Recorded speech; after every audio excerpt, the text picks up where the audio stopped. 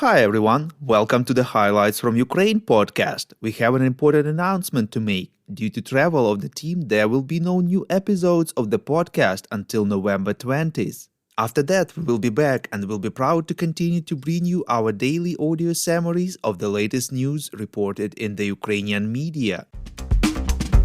My name is Artem and here is the news. For 261 days, Ukraine stands strong against the Russian invasion. Ukrainian forces liberated the city of Kherson. Videos from social media show celebrations of locals who welcome Ukrainian troops. In his evening video address, President of Ukraine Volodymyr Zelensky called this a historic day. He said that the people of Kherson were waiting, they never gave up on Ukraine. The president stressed that locals are already removing Russian symbols and any traces of the occupiers stay in Kherson from the streets and buildings. He warned that Russian occupiers left a lot of mines and explosives, in particular on vital objects, and demining is the first priority now. Zelensky called on Russian soldiers, mercenaries and collaborators who were left behind in Kherson to surrender themselves, as this is the only chance to stay alive. Ukrainians all over the world celebrate liberation of Kherson. Kherson residents who temporarily live in Kiev went to the streets to celebrate. Volodymyr Zelensky stated that Russia does not think about peace right now. It conducted another missile strike in Mykolaiv, destroying a residential building. Earlier, deputy head of the president's office Kyrylo Tymoshenko informed that at least 7 people were killed in this attack, reports Channel 5. Zelensky pointed out that this is a clear proof of what really worries Russia, not how to reach peace, but how to inflict the most painful damage so that Ukrainians suffer. The president is sure that Ukraine and the world have the power to punish the terrorists for everything they have done and restore peace. Peace on Ukraine's terms. Secretary of the National Security and Defense Council of Ukraine, Oleksiy Danilov, said that Ukraine is not planning to freeze the war after liberating Kherson, reports Ukrinform. Quote, "We cannot freeze anything. We are not a cooling chamber. We have to liberate our land in spite of the weather or a season.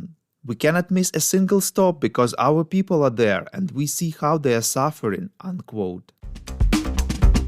In the result of a new prisoner swap, Ukraine managed to liberate 45 of its military, reports Radio Liberty. All of them are servicemen of the armed forces of Ukraine.